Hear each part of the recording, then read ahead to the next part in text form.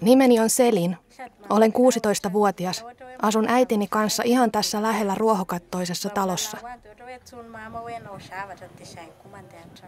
Koulun jälkeen teen läksyt ja autan äitiä kotitöissä ja vietän aikaa kavereideni kanssa. Haluan oppia lukemaan ja kirjoittamaan, koska haluan kauppaan myyjäksi.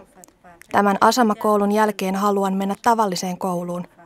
Kun olen täällä saanut opintoni päätökseen, haluan muuttaa itärannikolle Mananjaryyn, koska isäni ja veljeni asuvat siellä.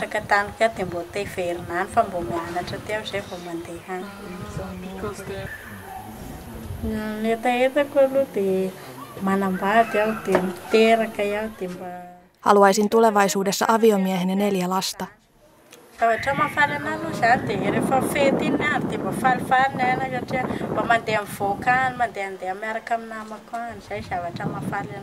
Mikä tekee minut onnelliseksi?